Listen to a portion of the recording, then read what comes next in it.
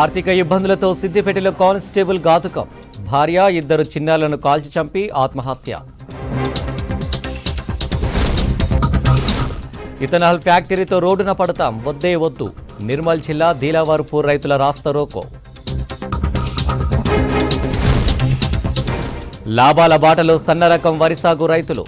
మద్దతు ధర కన్నా ₹1000 ఎక్కువగా విక్రయాలు.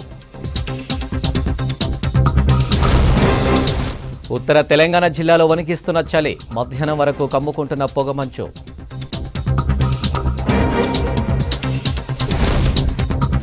వరాహావతారంలో దర్శనమిచ్చిన భద్రాద్రి రామయ్య. ఘనంగా జరుగుతున్న అధ్యయనోత్సవాలు.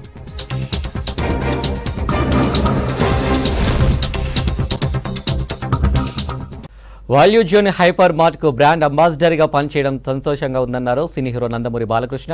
సంగారెడ్డి పటాన్చెరులో అతిపెద్ద outlet mall value zone hyper మార్ట్ను ప్రారంభించారు బాలయ్య. భారత రీటైల్ వాణిజ్య వ్యవస్థ సరికొత్త రూప్ సంతరించుకుంటుందన్నారు. హైదరాబాద్లో Venkateswarlu, Rajamouli value zone hyper mart ఏర్పాటు చేయడం ఆనందంగా ఉందన్నారు.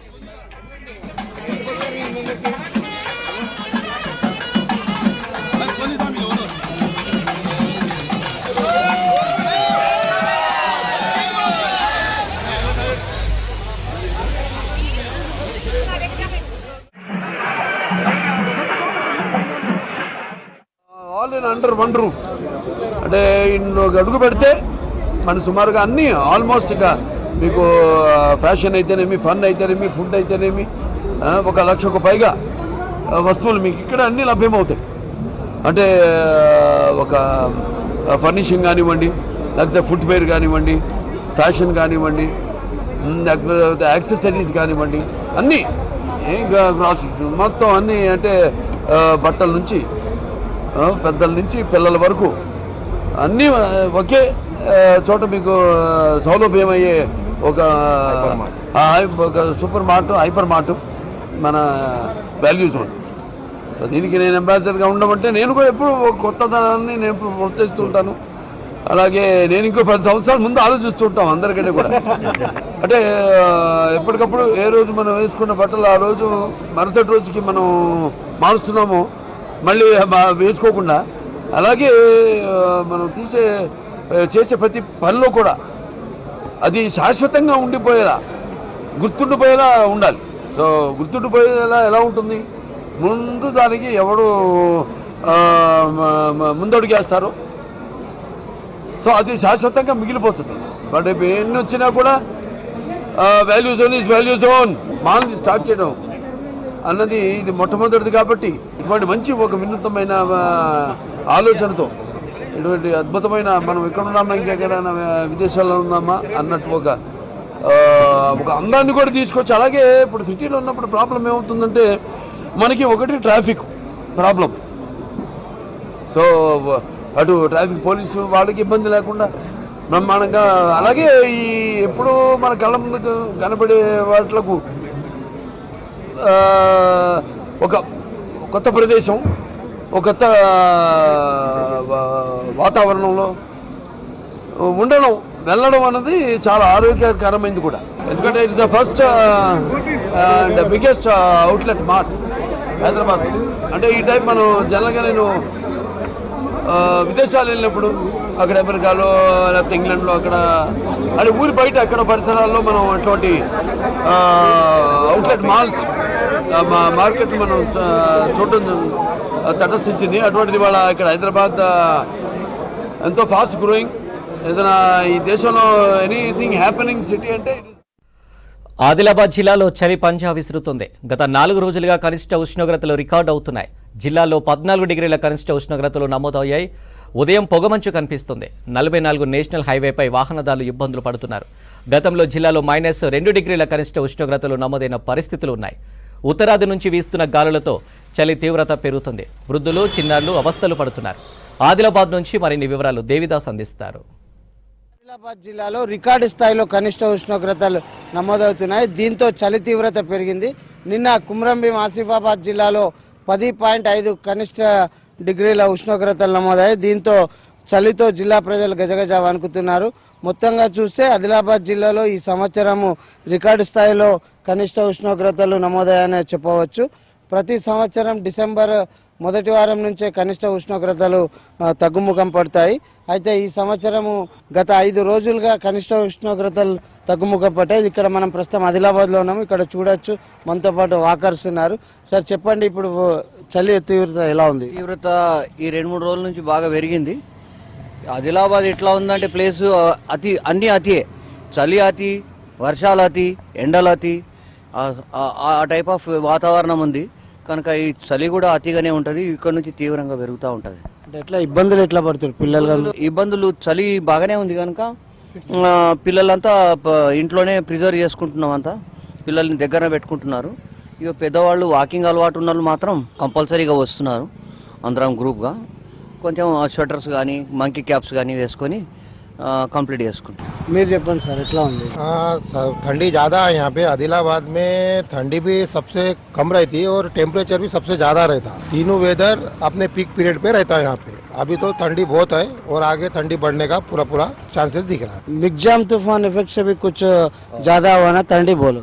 नहीं, मिगजान तूफान जब तक तो टेम्परेचर बढ़ के ही था, मगर अभी मिगजान तूफान क्लियर होने के बाद टेम्परेचर गिरेगा ऐसा सोच रहे हैं और दिसंबर एंडिंग तक टेम्परेचर काफ़ी कम हो जाएगा, ये पूरे चांसेस है। ఆదిలాబాద్ జిల్లాలో మిగ్జియం తుఫాన్ వల్ల వాతావరణ పరిస్థితులు మారాయని స్థానికులు చెప్తున్నారు. గరిష్ట ఉష్ణోగ్రతలు 25తో పాటు కనిష్ట ఉష్ణోగ్రతలు కూడా 18 డిగ్రీలు నమోదు కావడంతో వాతావరణంలో మార్పులు చోటు చేసుకున్నాయి. ఉత్తర భారతం నుండి దక్షిణ భారతం వైపు చలిగాలులు వీస్తుండడంతో జిల్లాలో ఉష్ణోగ్రత తగ్గుముఖం పట్టిందని చెప్పవచ్చు. చలి తీవ్రత పెరగడంతో వృద్ధులు, చిన్నారులు అవస్థలు పడుతున్నారు. దీర్ఘకాలిక వ్యాధులున్న దమ్ము, దగ్గు, అస్తమా వ్యాధులతో బాధపడుతున్న వారు వ్యాధుల తీవ్రత పెరగడంతో ఇంకా అవస్థలు పడుతున్నారు. ప్రస్తుతం అయితే ఆదిలాబాద్ జిల్లాలో గత 4 రోజులుగా కనిష్ట ఉష్ణోగ్రతలు 15 డిగ్రీల నుంచి 12 డిగ్రీల వరకు నమోదవుతూ వస్తున్నాయి. ఈ నెల 11వ తేదీన 12.5 డిగ్రీల కనిష్ట ఉష్ణోగ్రతలు నమోదయ్యాయి. నిన్న కూడా ఆసిఫాబాద్ జిల్లాలో 10.5 డిగ్రీలు నమోదు కావడంతో చలి తీవ్రత పెరిగిందనే చెప్పవచ్చు. ఆదిలాబాద్ జిల్లాలో ప్రతి డిసెంబర్లో కనిష్ట ఉష్ణోగ్రతలు తగ్గుముఖం పడతాయి. 9 డిగ్రీల నుంచి 8 డిగ్రీల వరకు కూడా కనిష్ట ఉష్ణోగ్రతలు నమోదైన సందర్భం ఉంది. అలాగే గత 8 సంవత్సరాల క్రితం -2 డిగ్రీల కనిష్ట ఉష్ణోగ్రతలు నమోదయ్యాయి. దీంతో చలి తీవ్రతతో జిల్లాలో తీవ్ర ఇబ్బందులు పడుతున్నారు. ఆదిలాబాద్ జిల్లా అనేది విభిన్న వాతావరణాల పరిస్థితి చోటు చేసుకుంటుంది. దీంతో ఆదిలాబాద్ జిల్లాలో కనిష్ట ఉష్ణోగ్రతలు తగ్గుముఖం పడడంతో చలి తీవ్రత పెరుగుతుందనే చెప్పవచ్చు. అయితే డాక్టర్లు మాత్రం వృద్ధులకు, చిన్నారులకు చలి తీవ్రత నుండి కాపాడుకునేలా స్వెటర్లు వేసుకొని వేడి నీళ్లు తాగుతూ తమ ఆరోగ్యాన్ని కాపాడుకోవాలని సూచిస్తున్నారు. కెమెరామెన్ విఠల్తో దేవిదాస్, V6 న్యూస్, ఆదిలాబాద్ నుంచి. ఇథనాల్ ఫ్యాక్టరీని వ్యతిరేకిస్తూ నిర్మల్ జిల్లా దిలావర్పూర్ గ్రామస్తులు ఆందోళనకు దిగారు. గుండంపల్లి, దిలాపూర్ మధ్య గోదావరి తీరంలో నిర్మించ తలపెట్టిన ఫ్యాక్టరీని వ్యతిరేకిస్తూ నిర్మల్ బయంస రహదారిపై ధర్నా నిర్వహించారు. ఈ ఫ్యాక్టరీ నిర్మిస్తే పంటలు దెబ్బతింటాయని అన్నదాతలు ఆందోళన వ్యక్తం చేశారు. ఇథనాల్ ఫ్యాక్టరీ నిర్మాణ నిర్ణయాన్ని వెంటనే విరమించుకోవాలని డిమాండ్ చేశారు స్థానికులు. పోలీసులు జోక్యం చేసుకుని ఆందోళనను విరమింపజేశారు.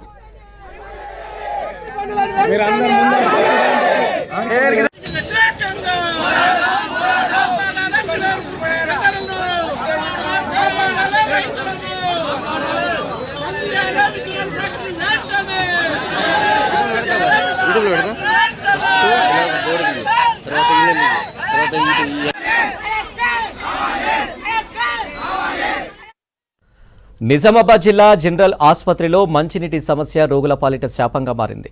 ఆసుపత్రిలోని వాటర్ ప్లాంట్ తరచూ పాడవడం, నెలల తరబడి మరమ్మతులకు నోచుకోకపోవడంతో రోగులు, వారి బంధువులు ఇబ్బందుల పాలవుతున్నారు. ఇదే అదురుగా సమీప వ్యాపారులు అధిక ధరలకు వాటర్ బాటిల్ అమ్ముతూ క్యాష్ చేసుకుంటున్నారు.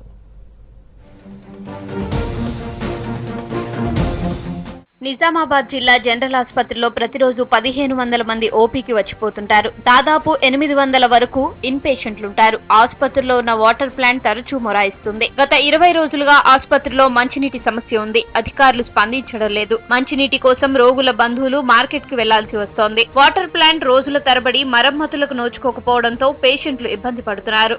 హాస్పిటల్కి వచ్చేటటువంటి పేషెంట్లకు కానీ ప్రజలకు కానీ నీళ్లు లేక అవస్థలు పడుతూ ఉన్నారు. బయట డబ్బులు వెచ్చించి ఇవాళ ప్రైవేటు దుకాణాల్లో డబ్బులు వెచ్చించి ప్రజలు నీళ్లను కొనుగోలు చేస్తూ ఉన్నారు.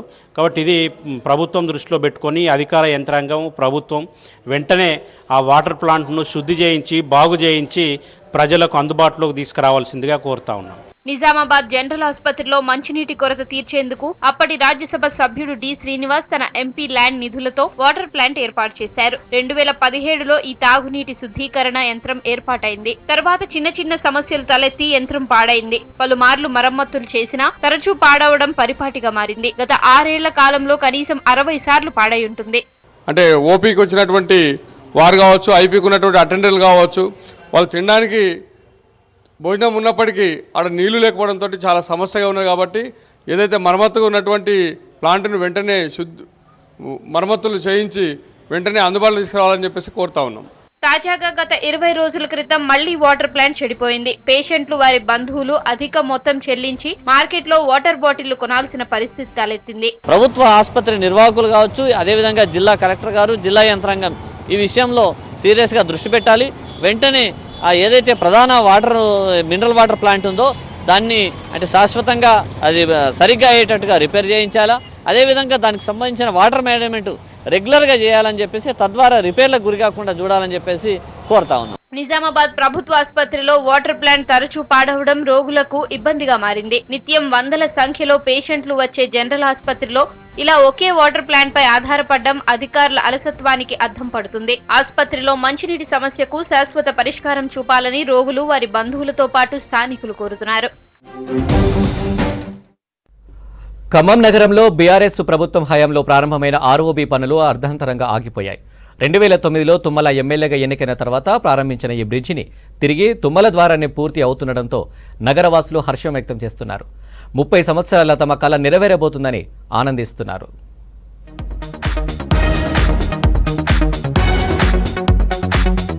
బీఆర్ఎస్ ప్రభుత్వం హయాంలో 2 కోట్ల నిధులతో ఖమ్మం జిల్లా కేంద్రంలోని సారథినగర్లో అండర్ పాస్ బ్రిడ్జి నిర్మాణంకు ప్రయత్నించారు తుమ్మల నాగేశ్వరరావు. 2018లో బీఆర్ఎస్ నుంచి పోటీ చేసిన తుమ్మల ఓడిపోవడంతో ఆ బ్రిడ్జి కార్యరూపం దాల్చలేదు. వర్షాకాలంలో కాలనీలోకి వరద నీరు చేరి ప్రజలు తీవ్ర ఇబ్బంది పడుతున్నారు. మొన్నటి అసెంబ్లీ ఎన్నికల్లో కాంగ్రెస్ నుంచి గెలిచిన తుమ్మల మళ్లీ మంత్రి అవడంతో అండర్ పాస్ బ్రిడ్జి పూర్తి చేస్తారని నమ్మకంతో ఉన్నారు స్థానికులు. ఖమ్మం పట్టణంలో పురాతన కాలనీగా సారథి నగర్ కు పేరుంది. ఈ కాలనీలోనే కలెక్టర్, పోలీస్ కమిషనర్, పాత క్యాంపు కార్యాలయంతో పాటు అటవీ శాఖ, ఎన్సీసీ కార్యాలయాలు ఉన్నాయి. ఈ కాలనీ నగరం నడిమధ్యలోనే ఉన్న ఎటు వెళ్లాలన్నా జూబ్లీ క్లబ్ దగ్గర మొదలయ్యే రైల్వే ఓవర్ బ్రిడ్జి పై నుంచి మయూరు సెంటర్ కు రావాల్సిందే. ఎందుకంటే మామిళ్లగూడెంకు ఆనుకొని ఉన్న ఈ కాలనీని రైల్వే ట్రాక్ వేరు చేస్తుంది. ప్రత్యామ్నాయం లేక ఏళ్ల నుంచి కాలనీవాసులు అష్ట కష్టాలు పడుతున్నారు. రైల్వే లైన్ నుంచి అంటే పట్టాల నుంచి క్రాస్ చేసి చాలా మంది ప్రమాదాలకు గురైనారు. గతంలో ముసలి వాళ్ళు కానీ పిల్లలు కానీ రైలు ప్రమాదానికి గురైన సందర్భాలు ఎన్నో ఉన్నాయి. కాబట్టి ఇలాంటి ప్రమాదాలు గుర్తుంచుకొని ఆర్యూబీకి దానికి తుమ్మలనాగేశ్వర గారు ప్రపోజల్ పెట్టారు. కానీ గత పాలకులు దీన్ని పట్టించుకోకుండా దీన్ని గాలికి వదిలేశారు.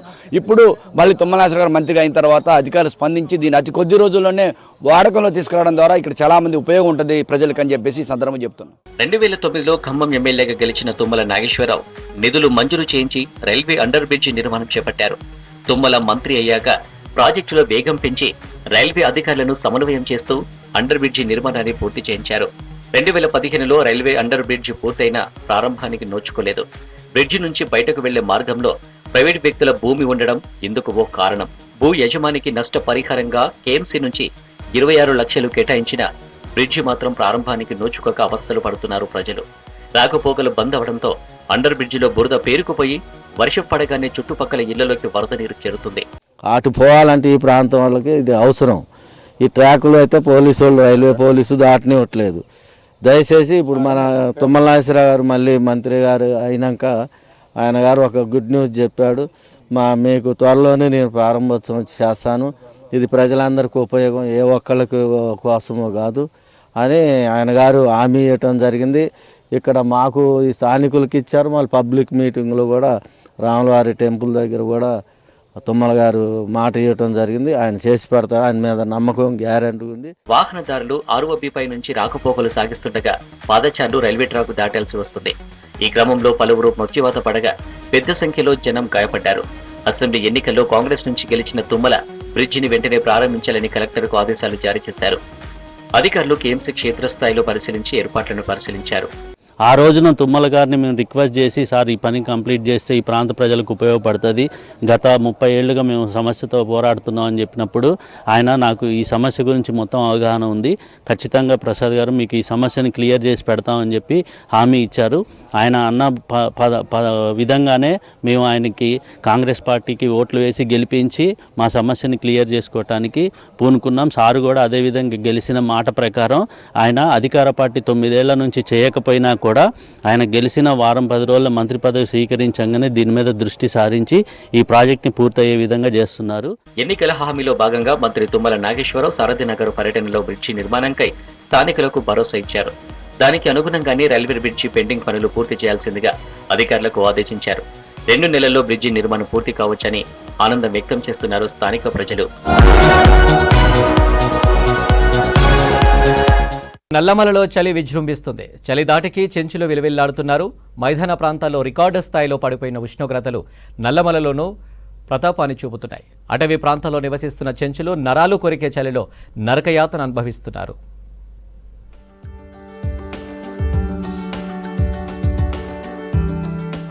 నాగర్ కర్నూలు జిల్లా పరిధిలోని నల్లమల అటవీ ప్రాంతంలో 123 చెంచు పెంటలున్నాయి. ఇందులో 10,000 మంది చెంచులు జీవనం సాగిస్తున్నారు. మైదాన ప్రాంతాల కంటే రెట్టింపు స్థాయిలో నల్లమలలో ఉష్ణోగ్రతలు పడిపోయాయి. దీంతో చలి ధాటికి చెంచులు విలవిలలాడుతున్నారు. సాధారణంగానే నల్లమల అటవీ ప్రాంతంలో చలి తీవ్రత ఎక్కువగా నమోదవుతుంది. ఈసారి చలి ప్రభావం ఇంకింత ఎక్కువగా కనిపిస్తోంది. గుడిసెల్లో నివసించే వీరికి చలిని తట్టుకునే ఇంటి నిర్మాణం లేకపోవడం వల్ల చిగురుటాకుల్లా వణికిపోతున్నారు. చంటి పిల్లల దగ్గర నుంచి యువకులు, వృద్ధుల దాకా చలి తీవ్రతకు బలవుతున్నారు. కప్పుకోవడానికి దుప్పట్లు లేక చలికి గజగజ వణికిపోతున్నారు. చిరిగిన దుప్పట్లతోనే ఏళ్ల తరబడి కాలం గడుపుతున్నారు. దోమతెరలు అంతంత మాత్రమే. చలి తీవ్రత, వాతావరణంలో చోటు చేసుకుంటున్న మార్పులతో చెంచులు విషజ్వరాల పాలవుతున్నారు.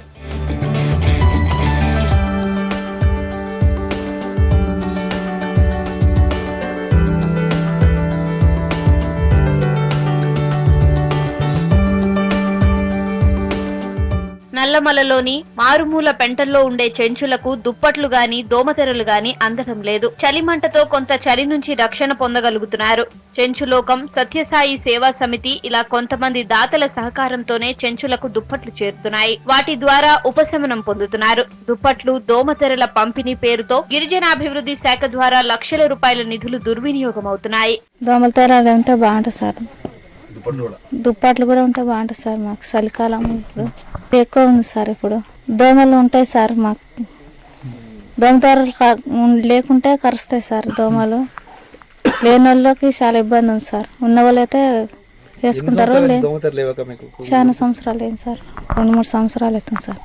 ఇండ్లు కూడా వర్షం వచ్చి మొత్తం జోగికినాయి సార్ ఇండ్లు. అదే ఇది ఇంట్లలో ఉండరు సార్ బాలింతలు కూడా. డేంజర్ వెళ్ళలేదు సార్, ఎలుగు ఉంటుంది. ఇంకా ఫామ్లో అయితే అంటదే ఉంటుంది. హాస్పిటల్ ఇంకా అంబులెన్స్ ఫోన్ చేస్తే ఇంకా ఒకసారి ఏమో వస్తారో ఒకసారి రారు. ఇంకా ఇటనే బండ్లు వస్తే ఇంకా బండ్లలో వాడి ఇంకా. చలికాలం కన్నా ముందే అధికారులు అప్రమత్తం కావటం లేదు. ఆదిమ జాతి చెంచులు పిట్టల్లా రాలిపోతున్నారన్న అంశం ఆందోళన కలిగిస్తున్నా గిరిజన సంక్షేమ శాఖ అధికారులు మాత్రం వీటిపై దృష్టి సారించడం లేదు. చలి తీవ్రతతో, విష జ్వరాలతో చెంచులు ప్రాణాలు కోల్పోతున్నారు. కానీ అధికారులు వాటిని నివారించలేకపోతున్నారు. ఎముకలు కొరికే చలిలో వెదురు తడకలతో నిర్మించబడిన గుడిసెల్లో తమను, తమ పిల్లలను సంరక్షించుకోవటం ఓ సవాలుగా మారింది.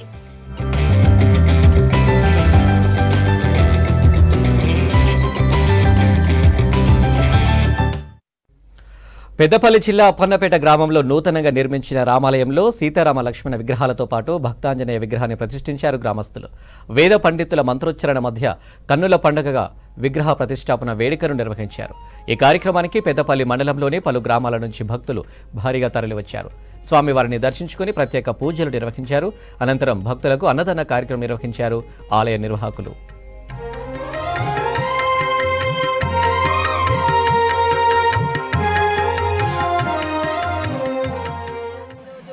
అప్పన్నపేట గ్రామంలో నూతనంగా నిర్మించుకున్న శ్రీ కోదండ రామాలయంలో విగ్రహ ప్రతిష్టాపన జరుగుతుంది. ఈ కార్యక్రమం జరగబట్టి 5 రోజులు అవుతుంది. ఈ రోజు విగ్రహ ప్రతిష్టాపనకు మా అప్పన్నపేట గ్రామ ప్రజలు, అలాగే చుట్టుపక్కల ఊళ్ళ వాళ్ళు కూడా భక్తులు భారీ ఎత్తున వచ్చారు. అలాగే రేపు కళ్యాణ మహోత్సవం ఉంటుంది. ఎల్లుండి స్వామివారి విగ్రహాలు ఊరేగింపు ఉంటుంది.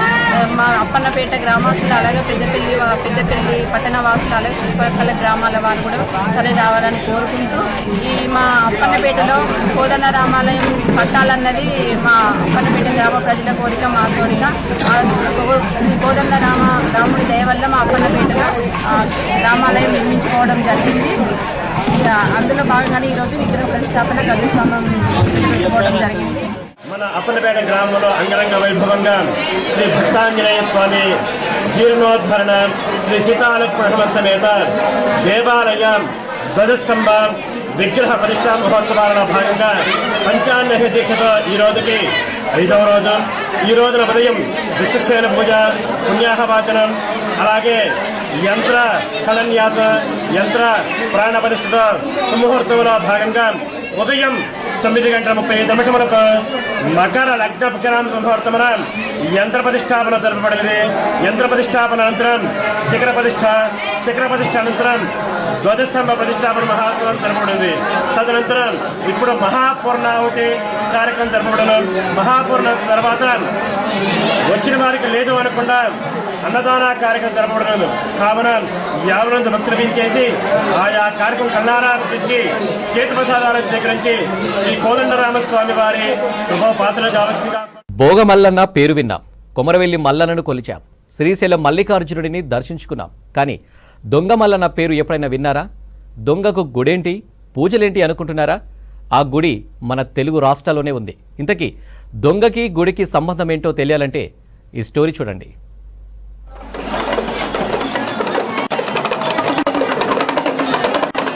జగిత్యాల జిల్లా కేంద్రానికి 10 కిలోమీటర్ల దూరంలో గొల్లపల్లి మండలం మల్లన్నపేట గ్రామంలో దొంగ మల్లన్న స్వామి గుడి ఉంది. ఏటా డిసెంబర్లో జాతర జరుగుతుంది. కోరిన కోరికలు తీర్చే మల్లన్నగా దొంగ మల్లన్న స్వామిగా భక్తులు ఆరాధిస్తుంటారు. డిసెంబర్ నెలంతా ఇక్కడ పండుగ వాతావరణం నెలకొంటుంది.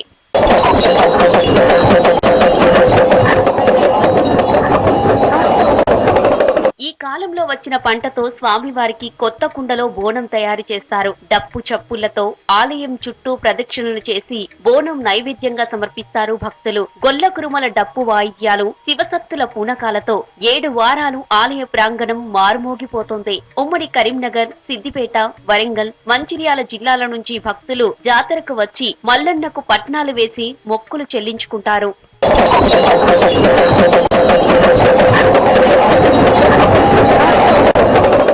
ఈ నెల 17న రాత్రి స్వామివారి కళ్యాణ మహోత్సవం, 18న దండివారం, 20న మంగళవారం నాగవల్లి పెద్దపట్నం అగ్నిగుండాలు, 20 నుంచి ప్రతి ఆది బుధవారాల్లో జాతర జరుగుతుంది. చివరి రోజు జనవరి 11న మహన్యాస పూర్వక రుద్రాభిషేకం, చండీ హోమం, పూర్ణాహుతితో దొంగ మల్లన్న జాతర ముగుస్తుంది. ఈ ఆలయాన్ని కాకతీయుల కాలంలో నిర్మించారంట. అప్పటి నుండి ఇప్పటి వరకు ప్రతి సంవత్సరం మార్గశిర శుద్ధ పంచమి నుండి ఇక్కడ ఉత్సవాలు ప్రారంభమవుతాయి.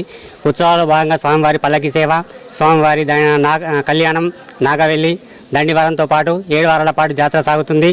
చుట్టుపక్కల నుంచి కాకుండా చుట్టుపక్కల 4 జిల్లాల నుంచి అధిక సంఖ్యలో భక్తులు వచ్చి తన మొక్కులు చెల్లించుకుంటుంటారు. కోరిన కోరికలు తీర్చే కొంగు బంగారం మల్లికార్జున స్వామిగా కొలుస్తారు.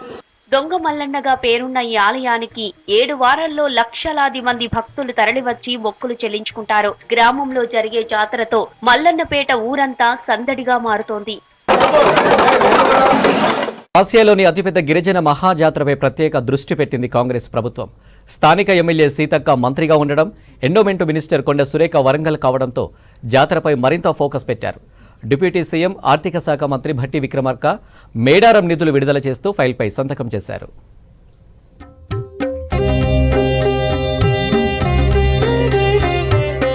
మేడారం సమ్మక్క సారలమ్మ జాతర ఆసియాలోనే అతిపెద్ద గిరిజన జాతర. 2 ఏళ్లకు ఓసారి జరిగే ఈ మహాజాతర వచ్చే ఏడాది ఫిబ్రవరి 21 నుంచి 4 రోజుల పాటు జరగనుంది. ఇప్పటికే 75 కోట్లతో జిల్లా అధికార యంత్రాంగం నివేదిక పంపించింది. అయితే అసెంబ్లీ ఎన్నికల కోడ్ కారణంగా నిధుల కేటాయింపు, టెండర్ ప్రక్రియ నిలిచిపోయింది. ఎన్నికలు ముగిసిపోయి కాంగ్రెస్ ప్రభుత్వం ఏర్పాటైంది. ఈ నియోజకవర్గం నుంచి గెలిచిన సీతక్క మంత్రి హోదాలో మొదటిసారి జాతర నిర్వహించబోతున్నారు. మరోవైపు వరంగల్ జిల్లాకు చెందిన సురేఖ దేవాదాయ శాఖ మంత్రి హోదాలో మొదటిసారి జాతరను పర్యవేక్షించనున్నారు.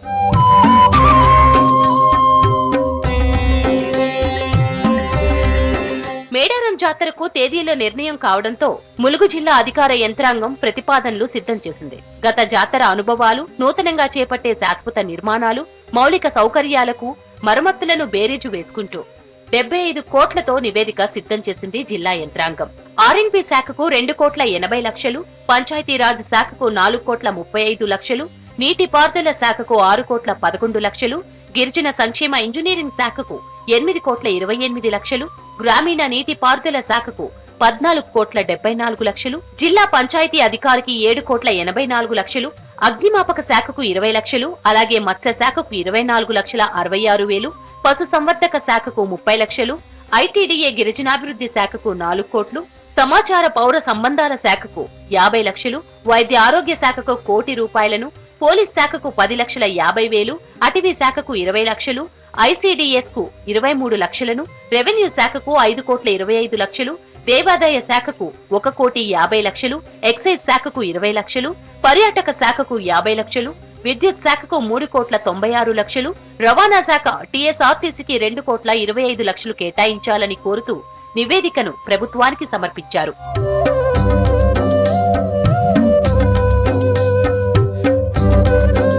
అయితే అధికారులు ఇచ్చిన ప్రతిపాదనలను పరిశీలించి ఆమోదించడంలో బీఆర్ఎస్ ప్రభుత్వం జాప్యం చేసింది. మొదటి అప్పటి గిరిజన శాఖ మంత్రి సత్యవతి రాథోడ్ ఈ ఏడాది జూలై 3న ఐటీడీఏలో అధికారులతో సమీక్ష జరిపారు.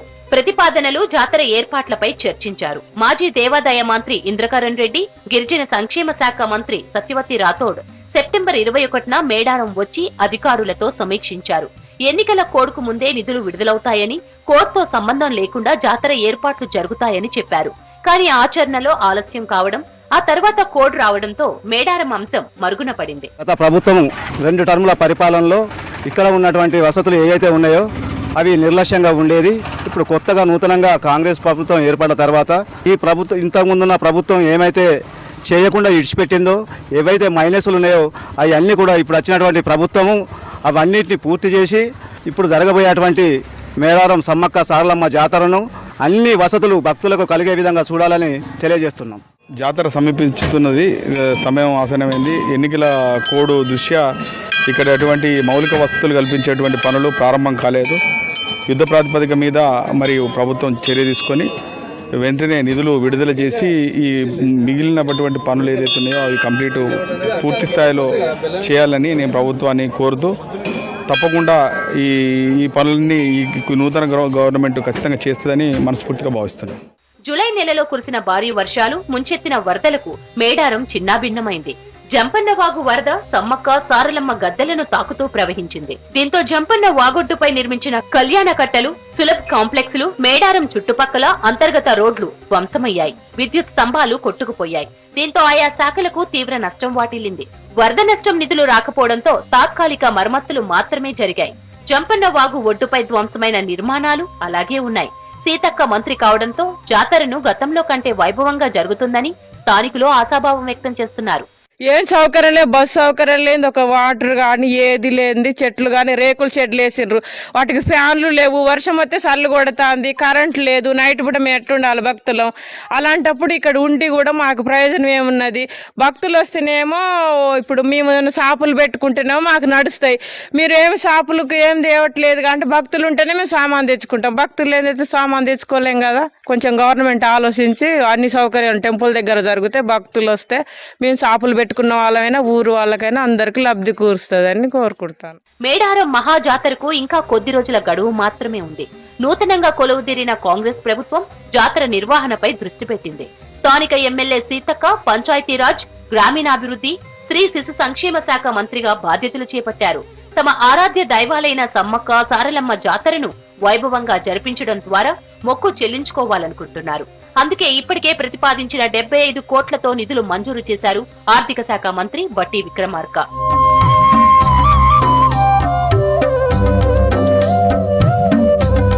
మంత్రిగా బాధ్యతలు చేపట్టిన తర్వాత సీతక్క నియోజకవర్గానికి రాలేదు. అసెంబ్లీ సమావేశాల తర్వాత పర్యటన చేయనున్నారు. ములుగుకు వచ్చిన వెంటనే అధికారులతో సమావేశం కానున్నారు. ఆ వెంటనే నిధుల మంజూరు, టెండర్ ప్రక్రియను పూర్తి చేసి పనులు ప్రారంభించనున్నారని సమాచారం. శీతాకాల విడిదిలో భాగంగా భారత రాష్ట్రపతి 18న హైదరాబాద్కు రానున్నారు. ప్రపంచ ప్రఖ్యాతిగాంచిన భూదాన్ పోచంపల్లి చేనేత ప్రతిభను, నేతన్నల స్థితిగతులను తెలుసుకునేందుకు 20న భూదాన్ పోచంపల్లికి రాష్ట్రపతి వచ్చే అవకాశం ఉంది. అధికారిక షెడ్యూల్ రాకపోయినప్పటికీ రాష్ట్రపతి రాక కోసం ముందుగా ఏర్పాట్లు చేస్తున్నారు జిల్లా అధికారులు.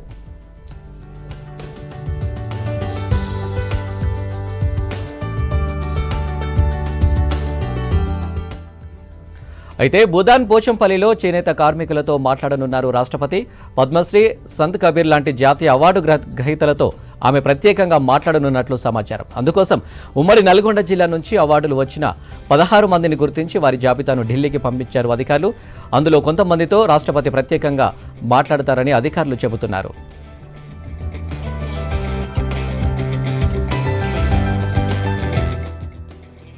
తెలంగాణ చేనేతల ఔన్నత్యం ప్రతిబింబించే విధంగా థీమ్ పెవిలియన్ను అధికారులు ఏర్పాటు చేయనున్నారు. అందులో పోచంపల్లి ఇక్కత్ చీరలు, పుట్టపాక తెలియ రుమాల్, ముచ్చంపేట చీరలు, నారాయణపేట చీరలు, సిద్దిపేట గొల్లభామ చీరలు, గద్వాల చీరలతో ప్రత్యేక స్టాళ్లను ఏర్పాటు చేస్తున్నారు. వీటితో పాటు మరమగ్గాల ప్రదర్శన కూడా ఉంటుందని అధికారులు చెబుతున్నారు. చేనేత కార్మికుల వస్త్ర ప్రదర్శన తర్వాత గ్రామీణ పర్యాటక కేంద్రాన్ని ఆమె సందర్శిస్తారు. ఇంకా అధికారికంగా పర్యటన ఫిక్స్ కానప్పటికీ రాష్ట్రపతి పర్యటిస్తే జరగాల్సిన ఏర్పాట్లపై జిల్లా కలెక్టర్, టెక్స్టైల్ అండ్ హ్యాండ్లూమ్ అధికారులు ఏర్పాట్లు పరిశీలిస్తున్నారు. భారత రాష్ట్రపతి పర్యటనతో భూదాన్ పోచంపల్లి ఖ్యాతి మరింత పెరుగుతుందని, పోచంపల్లి చీరలకు మరింత ఆదరణ లభిస్తుందని చేనేత కార్మికులు ఆనందాన్ని వ్యక్తపరుస్తున్నారు.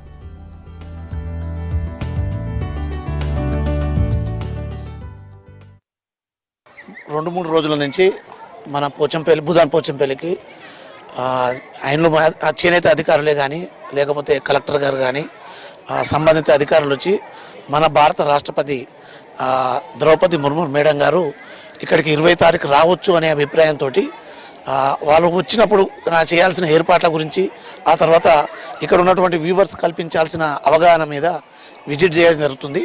వాళ్ళకు మా టై అండ్ డై అసోసియేషన్ తరఫున నేను గత 3 రోజులుగా ఈరోజు కూడా వచ్చిన అధికారులకు సహకరించడం జరుగుతుంది. ముఖ్యంగా మా చేనేత కార్మికులు కానీ, దీని మీద ఆధారపడ్డ ప్రతి ఒక్కరు కూడా ఇక్కడ ఉన్నటువంటి మన ఈ ఇండస్ట్రీలో వచ్చినటువంటి నేషనల్ అవార్డ్స్తో, తర్వాత ఇక్కడ ఉన్నటువంటి చేనేత కార్మికుల యొక్క స్థితిగతులపై చూడడానికి, తర్వాత వాళ్ళతో ఇంటరాక్షన్ చేయడానికి, అదేవిధంగా చేనేత కార్మికులను ఉద్దేశించి అడ్రస్సింగ్ చేయడానికి గాను రాష్ట్రపతి ప్రోగ్రాం ఉంటుందని అధికారులు చెప్తున్నారు. ఏదేమైనా సరే మా పోచంపల్లి గ్రామానికి మన భారత రాష్ట్రపతి గారు రావడం అనేది మా చేనేత వర్గాల తరపున హర్షం వ్యక్తం చేస్తూ, మాకు మా యొక్క ఈరోజు ఉన్నటువంటి పరిస్థితులు కూడా, ఈరోజు దేశం మొత్తం కూడా రేపు ఇక్కడ పోచంపల్లి పేరు మారుమోగుతుంది కాబట్టి, ఇక్కడ ఉన్నటువంటి చేనేత గురించి వాళ్ళు చర్చించుకుంటారు కాబట్టి, మాకు ఇంకా కూడా మాకు మార్కెటింగ్లో కానీ, తర్వాత ఇక్కడ ఉన్నటువంటి స్థితిగతులు మెరుగుగా. ఇవి అప్డేట్స్. మరిన్ని అప్డేట్స్ కోసం చూస్తూనే ఉండండి V6 న్యూస్.